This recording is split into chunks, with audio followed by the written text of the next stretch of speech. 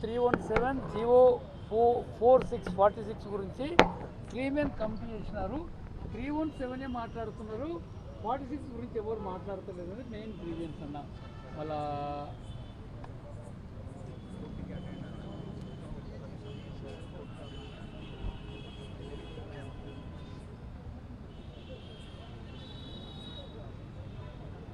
ఒక్క విషయం అంటే వీళ్ళు చాలామంది కూర్చున్నారు. అంటే మనకు ఇప్పుడు ఈ ప్రజాభవన్కి పోయేటువంటి దారిలోనే కూర్చున్నారు ఇక్కడ. అంటే రోడ్డు మీద రాలే కానీ లోపలే ఉన్నారు. ఒక్క మాట నేను స్పీకర్ పెడతాను, మీరే చెప్పండి అయ్యా 317కి ఎంత ప్రాధాన్యత ఉందో 46 కూడా అంత ప్రాధాన్యత ఉంది.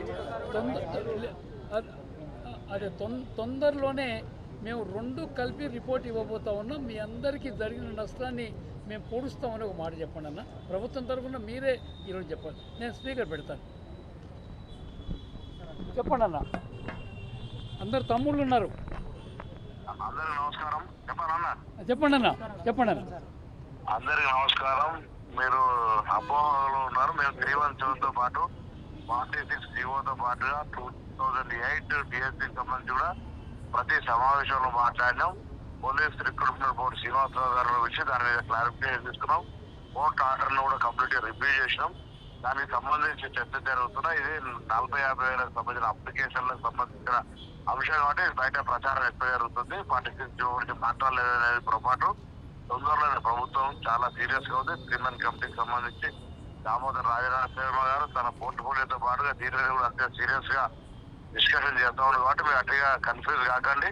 తప్పకుండా ఇప్పుడు తెచ్చినోడు దానికి సంబంధించి ఎందుకు తీసుకొచ్చిందో తెలియని పరిస్థితుల కొన్ని ఇష్యూస్ ఉన్నాయి అక్కడ. 46 జీవో రిక్రూట్మెంట్ కి సంబంధించి 7 జోన్లకు సంబంధించి 33 జిల్లాలకు బాగా అన్యాయం జరిగిందన్న. ఆ అన్యాయాన్ని మనం సరి చేయాలన్న రిపోర్ట్ లో అన్యాయం జరిగింది. రిక్రూట్మెంట్ అయిపోతా దాని టెక్నికల్ ఇష్యూస్ మీద కొంచెం డిస్కషన్ జరుగుతుంది అన్న. కొంచెం ఏదైనా కూడా ఇటు తీసి ఏను బి పక్కకు ఏ రాస్తామంటే నన్ను ముందు నేను ఏను ముందు ఉండాలి కదా అని బి ఉంటేనే బి అయితే అట్లా ఇష్యూస్ వస్తున్నాయి. తప్పకుండా డెఫినెట్లీ నిన్న మేము ఉదాహరణకు ఓల్డ్ జిల్లాను తీసుకోవాలనుకున్నాం. శ్రీవంత్ పొద్దున వచ్చి నేను నా రీజన్ జోన్ కూడా చేంజ్ అవుతుంది అనేటోళ్ళు ఉన్నారు. సో ఇవన్నీ ఇష్యూస్ ఉన్నాయి. ఎవరైనా వాళ్ళకు మొత్తం కంప్లీట్ గా భద్రతగా సేఫ్ గా చేయాలనే కాన్సెప్ట్ లో వాళ్ళు ఉన్నారు. తప్పకుండా ఎన్ని ఇష్యూస్ పరిష్కారం చేసే ఇష్యూస్ ఉంటున్నాయి. కాబట్టి వీళ్ళకి సంబంధించి ఆల్రెడీ కోర్టు చేయను, తర్వాత పోలీస్ రిక్రూట్మెంట్ బోర్డును అందరు సెక్రటరీలు, హోమ్ సెక్రటరీతో అందరు వచ్చి డిస్కషన్ అయినా ఏం ప్రోగ్రెస్ అనేది రేపు మీటింగ్ లో మరి దానికి సంబంధించి తప్పకుండా మీరు కూడా ఒక్కసారి గౌరవ చైర్మన్ దామోదర్ అన్నతో మాట్లాడాల్సిందో నేను మీకు విజ్ఞప్తి చేస్తున్నాను. అందరికీ నమస్కారం. చెందకండి అన్న ఒక్క విషయం అన్న, రేపు జరగబోయే మీటింగ్లో మాత్రం నెంబర్ 1 ప్రయారిటీ మనకు ఈ GO46 పైన ఈ పిల్లలకు జరిగిన అన్యాయాన్ని మాత్రం సరి చేయడానికి మనం తప్పకుండా ప్రయత్నం చేద్దామన్నా అందరితో. ఎందుకంటే పాపం వీళ్ళందరూ కూడా రోడ్డు మీదకి వచ్చేసినారు. వాళ్ళు అంటే టీఆర్ఎస్ ప్రభుత్వం తీసుకున్న తప్పు నిర్ణయంతో ఈరోజు మనం సమాధానం చెప్పుకోవాల్సి వస్తుంది. వాస్తవంగా వాళ్ళు చెప్పాలి సమాధానం. దాన్ని సరి చేయడానికి మాత్రం మనం తప్పకుండా ప్రయత్నం చేయాలన్నా. ఆ ప్రయత్నంలో మీరే ముందుండాలి, మీరే వీళ్ళకి న్యాయం చేయాలి. ఒక్క మాట చెప్పండి చాలింగా. అదే నమస్కారం. రేపు జరగబోయే మీటింగ్లో సాధ్యమైన తొందరగా అదే రేపు జరగబోయే మీటింగ్లో దీనిపైన చర్చించి తొందరగా న్యాయం చేస్తాను ఒక మాట చెప్తే చాలు.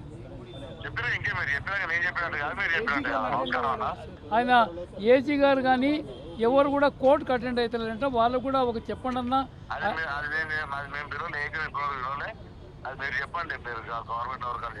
అదే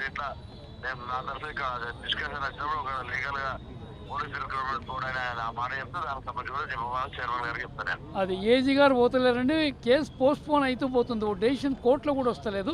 ఆయన అటెండ్ కమ్మని చెప్పండి. మీరు కూడా తొందరగా ఈ 3 కమిటీలో ఓ నిర్ణయం తీసుకొని వీళ్ళకి ప్రకటిస్తే వీళ్ళకి న్యాయం జరుగుతుందన్న. న్యాయం చేయాలన్న వీళ్ళకు చేయాలి.